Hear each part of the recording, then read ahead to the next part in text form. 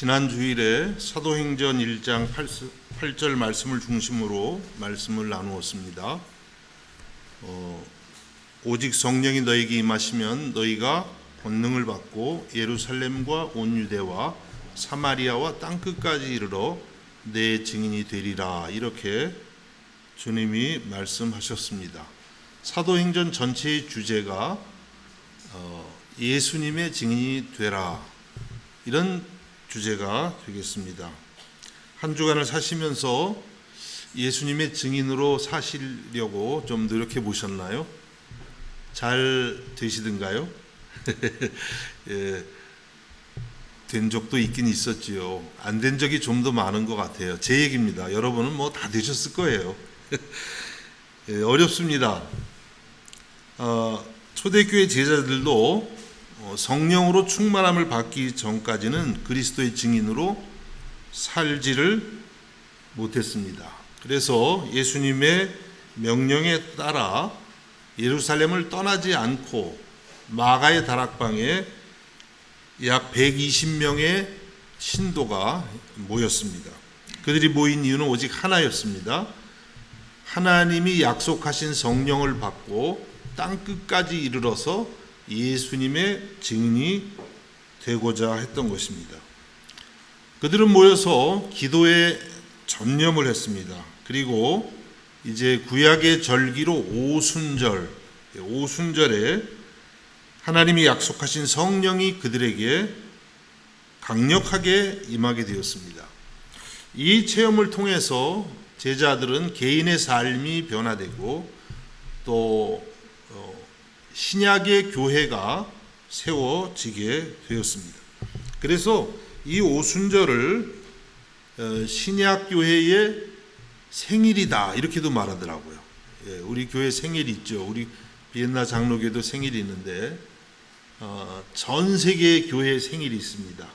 오순절, 성령님이 강림하신 그날을 우리 온 교회의 생일이라고 할 수가 있겠습니다.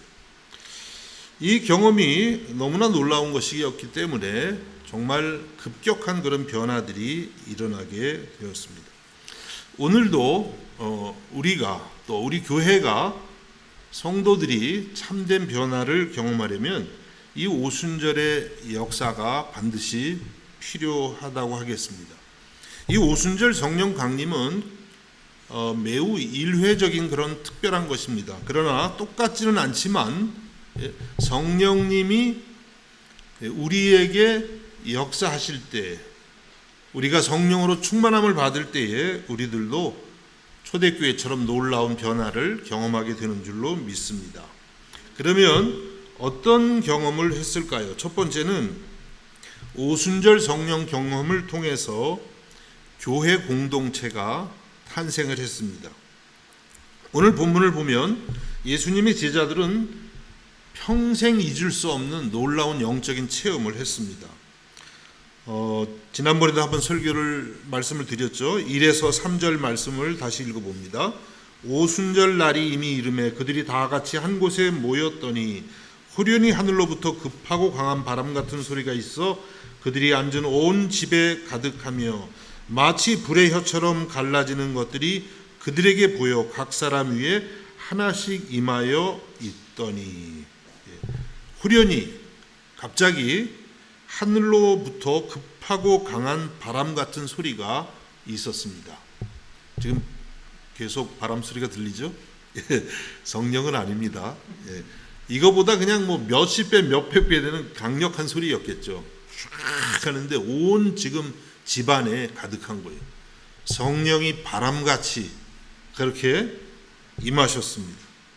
또 마치 불의 혀처럼 갈라지는 것들이 그들에게 보여 각 사람 위에 하나씩 임하였더니, 불이 임하는데 불의 혀처럼 갈라지는 건 또 어떤 건지 모르겠습니다. 하여튼 각 사람 위에 쫙 불줄기가 임하는 것인데 그런 것들이 그들에게 보였다 그랬어요.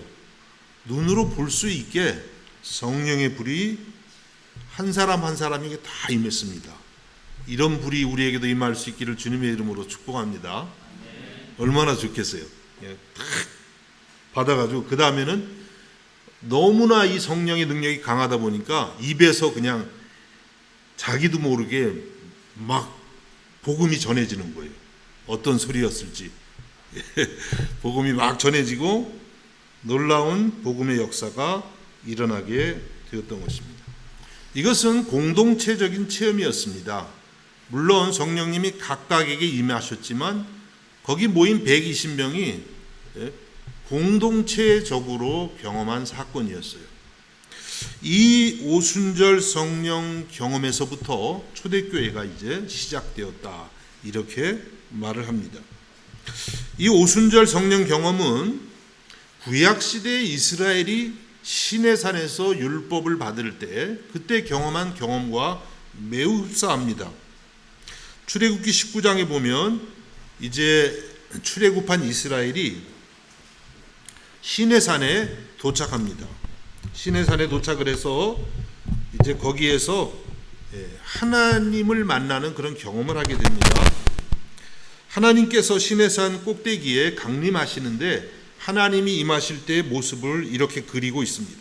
출애굽기 19장 16절에서 18절 말씀을 읽어드립니다. 셋째 날 아침에 우레와 번개와 빽빽한 구름이 산 위에 있고, 하나님이 시내산에 임하시는데 우레, 번개, 빽빽한 구름이 산 위에 있고 나팔 소리가 매우 크게 들리니, 천사들의 나팔 소리겠죠. 진중에 있는 모든 백성이 다 떨더라. 하나님께서 시내산 위에 임하시는데 이스라엘 백성들이 두려움에 사로잡히는 거예요. 너무나 위험이 있는 그런 모습이었기 때문입니다. 또 모세가 하나님을 맞으려고 백성을 거느리고 진에서 나오매 그들이 산 기슭에 서 있는데 백성들은 하나님 임하실 때 감히 가까이 갈 수가 없어요. 신약 시대는 그냥 성령님이 그대로 그들 안으로 내주 들어오셨지만은 구약 시대에는 하나님 임하시지만 가까이 갈 수가 없습니다. 너무 두려운 거예요. 산 기슭에 서 있는데 시내산의 연기가 자욱하니 여호와께서 불 가운데서 거기 강림하십니다. 구약 시대에도 하나님이 불 가운데 임하셨는데 신약 시대에도 불의 혀 같은 것이 갈라져서 하나님의 영이 사람들에게 임했다고 했습니다. 그 연기가 옹기 가마 연기 같이 떠오르고 온 산이 크게 진동하며 하나님이 임하시니까 그 하나님의 능력에 의해서 산이 흔들리는 거예요. 놀라운 경험이었겠죠? 여러분이 만일 그 자리에 있었으면 기절하셨을지도 몰라요. 너무 놀라가지고. 하나님 은혜로 기절은 안 했겠지만 어쨌든 이스라엘 공동체가 이와 같이 하나님이 임하시는 놀라운 체험을 한 거예요. 거기서 이스라엘이 시작되는 것입니다. 물론 하나님께서 그 전에 이스라엘을 부르셨지만 이제 정식 이스라엘 공동체가 되는 것은 이 시내산의 오순절 경험이 됩니다. 그래서 구약의 오순절 경험과 시내산에서 그리고 신약의 마가의 다락방의 오순절 경험은 흡사한 것입니다. 하나님을 믿는 하나님의 공동체가 형성되는 것을 볼 수가 있습니다. 이와 같이 하나님의 교회는 그냥 사람들이 모여서 그렇게 조직을 세워서 만드는 게 아닙니다. 이 하나님의 백성 공동체는 성령이 임하실 때 우리 교회가 공동체적으로 하나님의 은혜를 경험할 때, 영적인 은혜를 경험할 때 거기에서 교회는 시작될 수가 있는 것입니다. 여러분, 우리 한국교회도 시작될 때 이런 영적인 경험이 있었어요. 여러분 잘 아실 것 같아요. 1907년 대부흥운동 들어보셨죠? 1907년에 지금은 이제 공산주의가 그것을 이렇게 꽉 잡고 있지만 1907년에 그것은 동방의 예루살렘이라고 말했습니다. 얼마나 성령이 역사하는지. 그리고 그 1907년 부흥운동이 있기 전에 1903년에는 원산에서, 여러분 원산 아시죠? 원산에서 하디라고 하는 선교사가 성경 공부 모임을 인도하는데 자기 죄를 고백해요. 그동안 내가 성령의 능력을 의지하지 않고 인간적인 지혜와 방법으로 선교를 했습니다. 이러고 자백을 하는데 거기 성령이 임하는 거예요. 그래서 그 하디 선교사뿐만 아니라 함께 참석한 모든 사람들이 성령의 특별한 은사를 경험합니다. 1903년에. 그런데 그 부흥운동이 이제 평양으로 불이 붙어가지고 특별히 평양 장대현 교회라는데 성령의 역사가 강하게 나타났고 거기에서부터 우리나라 전국에 성령의 부흥운동이 일어났던 것입니다. 얼마나 사람들이 하나님 말씀을 사모했는지 모여서 그냥 집에 가지 않는 거예요. 며칠씩 모여서 밤새 회개하면서, 그래서 그때 밤새 회개하고 기도하던 게 한국교회 철야기도회가 된 겁니다. 그냥 우리 철야기도회 합시다 이런 게 아니라 1907년 대부흥운동에서 유래가 되는 거예요. 그리고 밤을 샜으니까 그냥 새벽이 됐잖아요. 그래서 그냥 그러면 새벽에도 한번 예배 드립시다 해서 새벽 예배가 된 거예요. 그러니까 1907년 운동이 대단한 겁니다.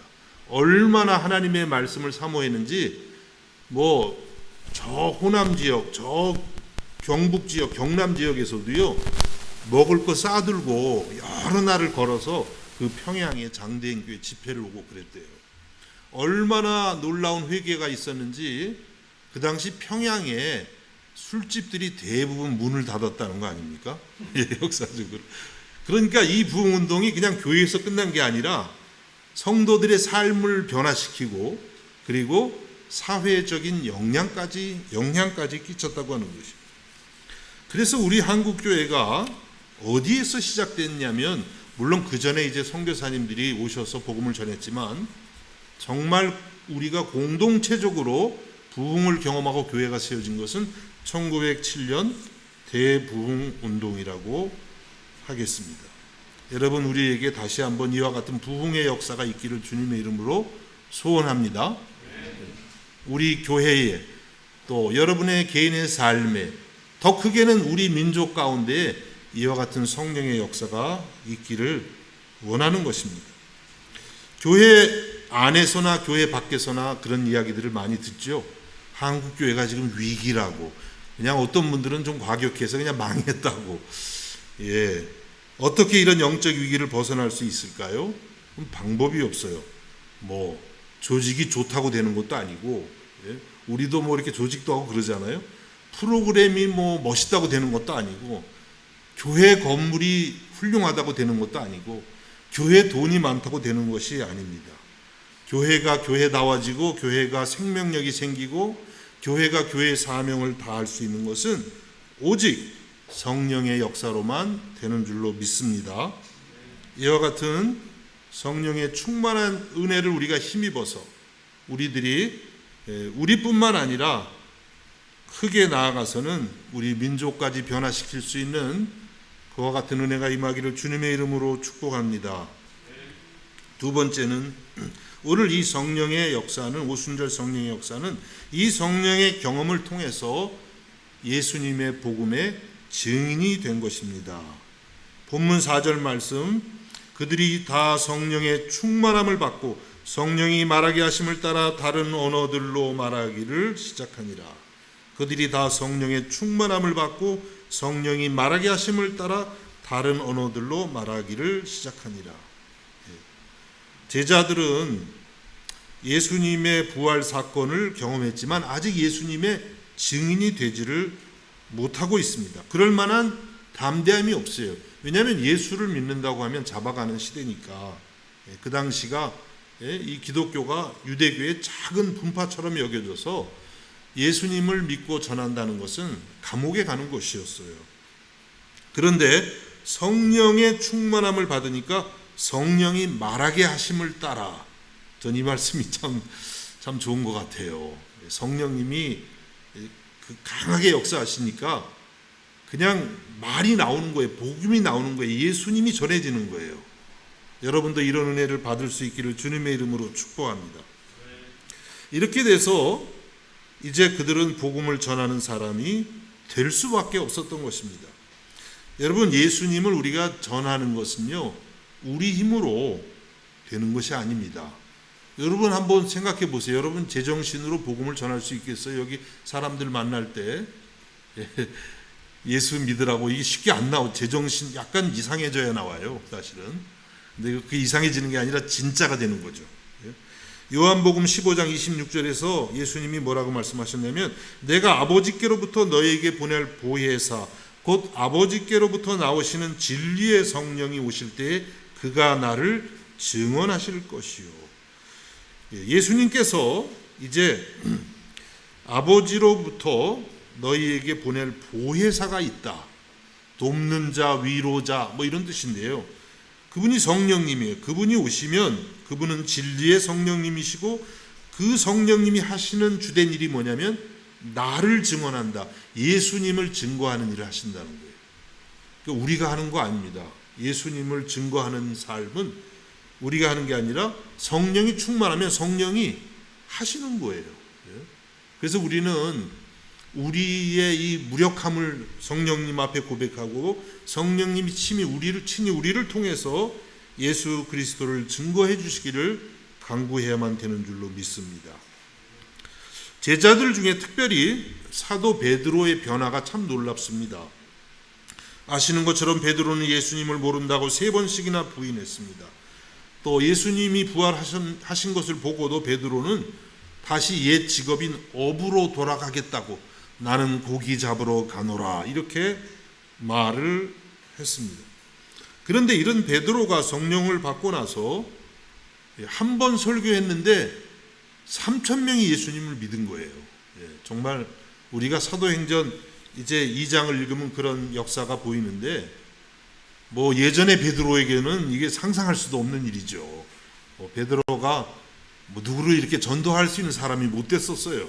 그런데 그냥 한 번 설교했는데 이야 참 부럽습니다. 3,000명이 그냥 회개하고 예수를 믿고 세례를 받게 된 것입니다.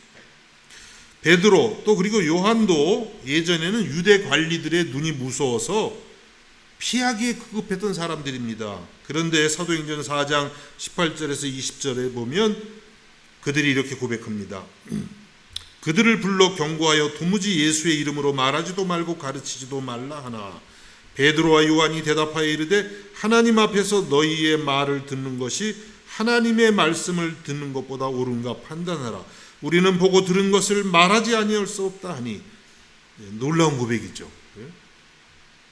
어떻게 이런 고백을 하게 됐을까요?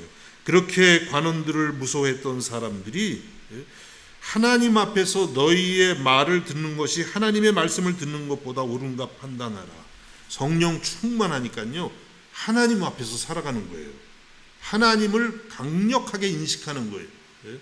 그래서 그들은 관원들이 복음을 전하지 말라고 했지만 지금 하나님 앞에 서 있기 때문에 하나님 앞에서 하나님 말씀 듣는 게 옳은지 너희의 말을 듣는 게 옳은지 판단하라. 이렇게 담대하게 고백을 할 수가 있었던 것입니다.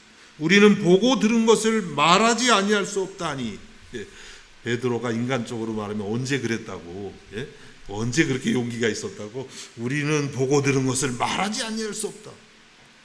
누가 이렇게 바꾼 거예요? 성령께서 그렇게 바꾸신 줄로 믿습니다. 그래서 우리들도 복음을 전하려면 단 한 가지 방법밖에 없어요. 오순절 성령의 역사를 구하고 경험해야만 되는 줄로 믿습니다. 이렇게 초대교회 제자들은 성령 충만을 경험한 다음에 복음을 증거하는 사람들이 되었는데 이 복음 증거는 입술로만 된 것이 아닙니다. 그들의 모든 삶을 통해서 복음이 증거되었습니다. 사도행전 2장 43절에서 47절 말씀입니다. 사람마다 두려워하는데 사도들로 말미암아 기사와 표적이 많이 나타나니 믿는 사람이 다 함께 있어 모든 물건을 서로 통용하고 또 재산과 소유를 팔아 각 사람의 필요를 따라 나눠주며 날마다 마음을 같이하여 성전에 모이기를 힘쓰고 집에서 떡을 떼며 기쁨과 순전한 마음으로 음식을 먹고 하나님을 찬미하며 또 온 백성에게 칭송을 받으니 주께서 구원받는 사람을 날마다 더하게 하시니라. 초대교회 성도들의 삶을 묘사해 주고 있습니다. 그들이 특별히 이제 어떤 사람들이 되었냐면 물건을 서로 통용하고 재산과 소유를 팔아 각 사람의 필요를 서로 사랑하게 됐다는 거예요. 성도들이 오늘 우리가 이렇게 고대를 할 수는 없죠. 여러분 물건 파지 마세요. 예. 그리고 이건 뭘 가리켜요? 성령이 임하면요 이렇게 진정한 사랑의 공동체가 된다는 거예요. 예. 그런데 여러분 이 제자들이 원래 어떤 사람이 이렇게 사랑하는 사람들이었습니까? 아니죠. 누가 높은가? 예수님이 지금 곧 십자가에 죽으실 시간이 다 됐는데 누가 높은가 이러고 다투던 사람들 아니었습니까? 서로 섬기기보다는 지배하려고 했던 사람들이 제자들이었어요. 하나님 나라는 관심이 없었어요. 세상 나라에만 관심이 있었던 사람들이었습니다. 그들은 공동체를 생각하기보다는 매우 이기적인 사람들이었습니다. 그런데 성령을 받고 나니까 완전히 새 사람이 된 거예요. 사도행전 5장 32절에서도 이렇게 말씀합니다. 믿는 무리가 한 마음과 한 뜻이 되어 모든 물건을 서로 통용하고 자기 재물을 조금이라도 자기 것이라 하는 이가 하나도 없더라. 야, 이게 참 놀라운 그런 변화죠. 자기 재물을 조금이라도 자기 것이라 하는 이가 하나도 없더라. 욕심이 하나도 없는 거예요. 내가 갖고 있는 것 전부 하나님 거다. 또 공동체의 것이다. 이러한 생각을 하게 되었다는 것입니다. 과거의 제자들하고는 너무나 다른 모습으로 변화된 것입니다. 과연 무엇이 그들의 삶을 이렇게 바꾸었습니까? 오순절 성령의 역사인 줄로 믿습니다. 성령이 역사하면 우리의 삶을 근본적으로 바꿔요. 우리의 생각과 우리의 마음과 우리의 삶을 근본적으로 바꾸는 것입니다. 이와 같은 성령의 역사를 선지자 예레미야는 오래전에 예언을 했습니다. 예레미야 31장 31절에서 33절 말씀입니다. 여호와의 말씀이니라. 보라, 날이 이르리니 내가 이스라엘 집과 유다 집에 새 언약을 맺으리라. 이 언약은 내가 그들의 조상들의 손을 잡고 애굽 땅에서 인도하여 내던 날에 맺은 것과 같이 아니할 것은 내가 그들의 남편이 되었어도 그들이 내 언약을 깨뜨렸음이라. 여호와의 말씀이니라. 그러나 그 날 후에 내가 이스라엘 집과 맺을 언약은 이러하니 곧 내가 나의 법을 그들의 속에 두며 그들의 마음에 기록하여 나는 그들의 하나님이 되고 그들은 내 백성이 될 것이니라. 여호와의 말씀이니라. 말씀이 좀 긴데요. 선지자 예레미야는 이렇게 예언을 한 것입니다. 이 구약 시대에 하나님께서 십계명을 주시고 언약을 맺어서 남편과 아내 같은 그런 관계가 되었는데 그때는 이스라엘 백성이 언약을 지키지를 못해서 하나님과의 언약을 깨트려 버리고 만 것입니다. 그래서 하나님께서 나중에 이제 이 오순절에 성령을 부어 주셔서 이거 새로운 약속이에요. 그 성령이 하나님의 영이 사람들의 마음에 하나님의 법을 그냥 새겨 버리는 거예요. 옛날에는 그냥 돌판에 새겨가지고 이렇게 밖에 있었는데 이번에는 그 십계명의 율법의 돌판이 여러분의 마음의 성령으로 쓰여진 것입니다. 얼마나 놀라워요. 얼마나 참 강력한 하나님의 역사입니까? 그래서 이제 신약의 성도들은요, 구약의 성도들보다 이 하나님의 말씀을 새길 수 있는 훨씬 놀라운 능력과 은혜가 우리 안에 있다는 거예요. 그래서 이 신약의 성도들의 삶의 변화가 놀랍게 일어날 수 있다는 것입니다. 그것이 바로 사도행전이 보여주는 성령의 역사이고 예수님의 제자들의 변화인 줄로 믿습니다. 성령 받기 전에는 그냥 예수님이 살려 그랬어요. 그때도 안 되는 거예요. 성령이 그냥 임하니까 하나님의 말씀이 법이 이 안에 확 새겨졌어요. 하나님의 거룩한 기준이 이 마음에 확 새겨져 가지고 하나님의 말씀을 지킬 수 있는 그런 사람들이 되어 갔다고 하는 것입니다. 여러분, 이것이 하나님이 행하시는 기적 중의 기적입니다. 우리의 마음과 삶을 근본적으로 바꾸는 일, 이것이 하나님이 행하시는 기적 중의 기적입니다. 여러분, 예수님을 믿고 병이 낫는 것도 기적이고 또 귀신을 내쫓는 것도 기적입니다. 저도 그런 걸 좀 해봤어요. 신학교 1학년 때 오순절 경험을 하게 해달라고 하나님 앞에 간절히 기도했는데 정말 하나님께서 오순절 역사를 경험하게 하셨어요. 그래서 제가 가끔 농담으로 그때 이 시멘트 교회 개척교회 시멘트에 이렇게 머리를 얼마나 박았는지, 예? 하나님 나에게 성령을 주시지 않으면 할 수가 없다고. 예. 그래서 제가 그때 이 머리가 벗겨졌다는 거 아닙니까? 예. 근데 진짜 그때 좀 많이 벗겨졌어요. 얼마나 하나님이 나를 회개를 시키는지. 예, 그건 그냥 웃자고 하는 소리고. 예, 성령을 받으니까요, 진짜 귀신이 나가더라고요. 막 귀신이 나고 병자가 고쳐. 이게 계속되는 거예요. 막 특히 목사 안수 받을 때를 전후해서. 그래서 난 내가 대단한 줄 알았어요. 그랬더니 이렇게 신앙생활을 해보니까요, 문제가 있더군요. 제가 안 바뀌는 거예요. 은사가 나가가지고 뭐 귀신도 나가고 병도 나는데, 문제는 내 인격이, 내 마음이 안 바뀌더라고요. 예수님을 닮아서 얼마나 절망이 되든지. 그래서 제가 깨달은 게 뭐냐면, 정말 기적 중에 기적은 하나님이 나를 바꾸는 것이구나. 나의 마음을 바꾸고 나의 인격을 바꿔서 예수님을 닮게 하시는 것이구나. 이것을 깨닫게 되었습니다. 여러분, 그렇습니다. 성령의 은사가 나타나서 복음을 증거할 수 있습니다. 필요한 것입니다. 그러나 정말 우리가 우리의 일생을 통해서 주의 복음을 증거하려면 성령을 통해서 우리의 마음과 우리의 생각과 우리의 삶이 근본적으로 변해야 되는 줄로 믿습니다. 이런 역사가 일어난 거예요. 오순절 경험을 통해서. 여러분에게도 동일한 역사가 일어날 수 있기를 주님의 이름으로 축복합니다. 마지막으로는 오순절 성령 경험을 통해서 소통하는 기적이 일어났어요. 소통한다, 교제한다, 이런 기적이 일어났습니다. 오늘 4절을 또 읽습니다. 그들이 다 성령의 충만함을 받고 성령이 말하게 하심을 따라 다른 언어들로 말하기를 시작하니라. 예, 오순절 역사에서 매우 신기하고 놀라운 일이죠.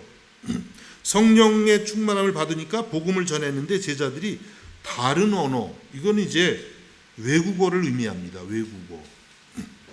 성경에 보면, 신약 성경에 보면 방언이 두 종류가 나옵니다. 하나는 이제 고린도서에 나오는 그런 알 수 없는 방언. 여러분 중에도 방언의 은사 받은 분들 많이 있죠. 잘 알 수가 없습니다. 그런데 오늘 사도행전에서 말하는 이 방언은 어떤 건지 알 수가 없어요. 이것도 사실은 이분들이 진짜 외국어로 말한 건지 아니면 그냥 자기들 히브리어로 말했는데 외국어로 들은 건지 학자들 간의 의견이 분분한데, 어쨌든 간에 중요한 건요, 소통이 일어난 거예요. 그래서 복음을 막 전하는데 여기 이제 이렇게 말씀 보면 세계 각처에서 온 사람들이 다 자기네 나라 말로 듣는 거예요. 놀랍죠. 예를 들어서 제가 지금 한국어로 막 설교를 하는데 한국어 못 알아듣는 분 있나요? 독일어로 막 알아듣는 거예요. 그냥 와, 통역이 필요 없어. 그냥 영어로 또 있는 분 영어, 그거는 아무것도 아니에요. 뭐 어디 아랍에서 온 사람이 아랍어로 막 들리는 거 있죠. 이런 기적이 일어났던 것입니다. 사도행전 2장 5절에서 8절까지 이렇게 말씀합니다. 그때 경건한 유대인들이 천하 각국으로부터 와서 예루살렘에 머물러 있더니 이 소리가 나매 큰 무리가 모여 각각 자기의 방언으로 제자들이 말하는 것을 듣고 소동하여 다 놀라 신기하게 여겨 이르되, 보라, 이 말하는 사람들이 다 갈릴리 사람이 아니냐. 우리가 우리 각 사람이 난 곳 방언으로 듣게 되는 것이 어찌 됨이냐. 그 오순절, 그 이제 유대인의 절기 중에 3대 절기 중에 하나잖아요. 이때 정말 많은 유대인들이 세계 각처에서 옵니다. 그들은 벌써 뭐 2세, 3세, 4세, 아니 뭐 10세도 있을 수 있어요. 외국 각처에서 오랫동안 살았습니다. 그들에게는 사실 히브리어보다는 자기가 사는 그 나라 말이 훨씬 익숙했을 거예요. 우리도 그렇잖아요. 우리 2세, 3세들 보면 한국말보다 독일어가 당연히 잘하죠. 그렇죠? 그런 것처럼 그렇게 왔는데 제자들이 막 예수 그리스도가 십자가에 죽으시고 부활하신 것을 전하는데 다 자기들의 방언으로, 자기들 말로 막 들리는 거예요. 놀라운 역사가 일어나게 됐던 것입니다. 바로 그들을 가로막고 있었던 언어라는 이 장벽이 그냥 성령의 역사 가운데서 막 무너진 것입니다. 여러분, 이 장면을 보면서 구약의 어떤 사건이 떠오르지 않습니까? 구약의 언어가 막 혼란하게 된 거 아시죠? 예, 학원 외국어 학원 이름 중엔 바벨이라는 그런 이름들이 많더라고요. 바벨탑에 바벨에서 나왔나 봐요. 창세기 11장에 보면 바벨탑 사건이 있죠. 예, 그 당시는 언어가 이제 하나였던 거예요. 그래가지고 사람들이 모여서 높은 탑을 쌓습니다. 하늘 꼭대기까지 탑을 쌓고 그리고 우리 이름을 내자. 그리고 탑을 쌓는데 하나님이 위에서 보시니까 이 녀석들이 이거 안 되겠네. 이렇게 놔두면 교만이 진짜 하늘을 찌르겠다. 안 되겠다. 그래가지고 하나님이 언어도 다 하나님이 만드신 거니까 그냥 혼란시켜버린 거예요. 그래가지고 대화가 안 되네요. 벽돌 가져와 그러는데 막 철근 갖고 오고 뭐 이러면 이제 서로 뭐 왜 그래 그거 싸우고 이제 이러다가 이제 다 흩어져 버리고 말았던 것이죠. 이 구약의 인간의 교만으로 인해서 생긴 인간의 이 장벽들이 오순절 성령의 역사를 통해서 무너진 거예요. 그리고 성령으로 인해서 하나가 되는 그런 모습을 우리는 보게 되는 것입니다. 이것이 바로 오순절 성령의 경험이었고 역사였던 것입니다. 여러분, 삼위일체 하나님은 하시는 일이 각각 차이가 있습니다. 똑같은 하나님이시지만 하시는 일이 조금씩 다릅니다. 고린도후서 13장 13절에 이렇게 말씀합니다. 주 예수 그리스도의 은혜와 하나님의 사랑과 성령의 교통하심이 너희 무리와 함께 있을지어다. 축도할 때 이제 목사님들이 하시잖아요. 비슷비슷하게 하시죠. 주 예수 그리스도의 은혜. 예수님은 우리 모든 죄를 지고 십자가에서 우리를 대신해서 죽으심으로 사죄의 은총을 우리에게 주십니다. 은혜의 주님이시죠. 하나님의 사랑. 하나님은 여러분을 하나님 자녀로 택하셔서 아들과 딸을 삼아주시고 날마다 지키고 보호하시는 사랑의 아버지가 되십니다. 그 다음 성령님은 뭐라고 하죠? 성령의 교통하심. 성령님이 하시는 일이 교통하게 하시는 일이라는 거예요. 이건 또 뭘까요? 우리가 성령을 충만히 받으면 이제 예수 그리스도와 교통이 이루어집니다. 예수님을 찾아가게 됩니다. 하나님 아버지와 교통이 이루어지게 됩니다. 그래서 성령님은요, 교통하게 하시면서 자기 자신은 이렇게 조금 빠지는 분이세요. 드러나는 게 아니라 예수 그리스도께 여러분을 인도해 줍니다. 하나님 아버지께로 인도해 줍니다. 그래서 하나님과 깊이 교제하게 하시는 일을 하십니다. 또 성령님은 그뿐만이 아니라 성도 간에 교통하게 하세요. 성도 간에 진정한 교제를 하게 하시는 것입니다. 이 교제는 세상적인 교제와 다릅니다.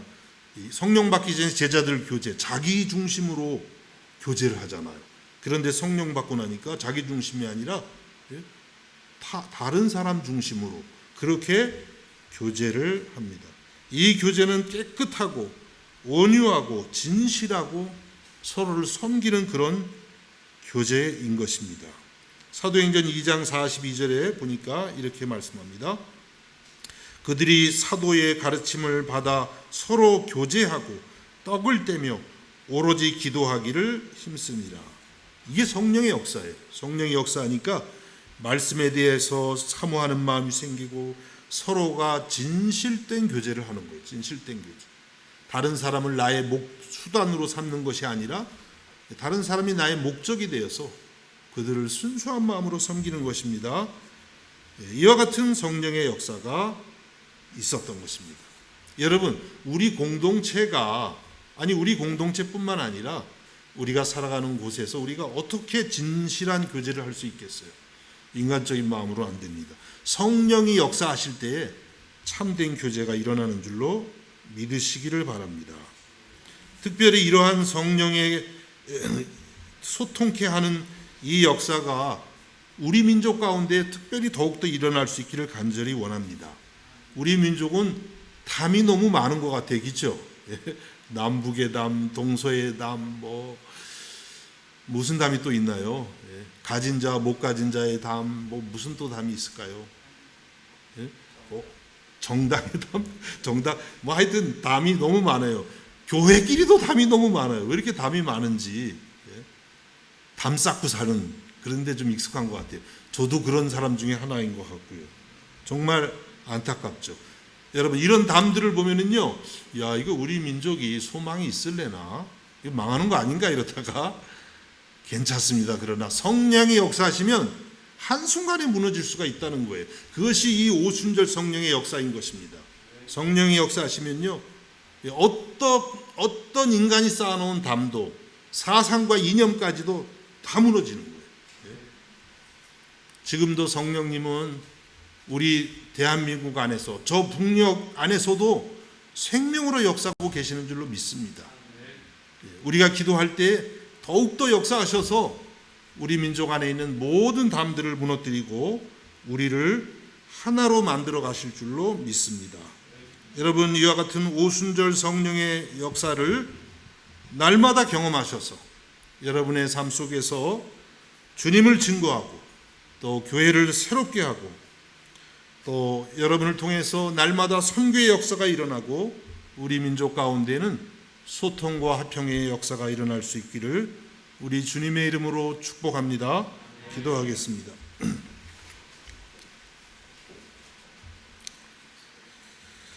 하나님 아버지, 은혜와 사랑을 감사드립니다. 오늘도 주님의 날 주님 앞에 나와 주의 말씀을 듣습니다. 주께서 오늘 주신 이 말씀을 마음에 새기고 우리들도 오순절 성령의 역사를 사모하고 또 구하고 경험하게 하여 주시옵소서. 그리하여서 주님의 몸된 교회가 새로워지고 날마다 전도의 역사, 복음 증거의 역사가 있게 하옵시며 또 우리 교회와 가정과 우리 민족 속에 소통하는 역사, 하나 되는 역사가 일어나게 하여 주시옵소서. 예수님의 이름으로 기도하옵나이다. 아멘.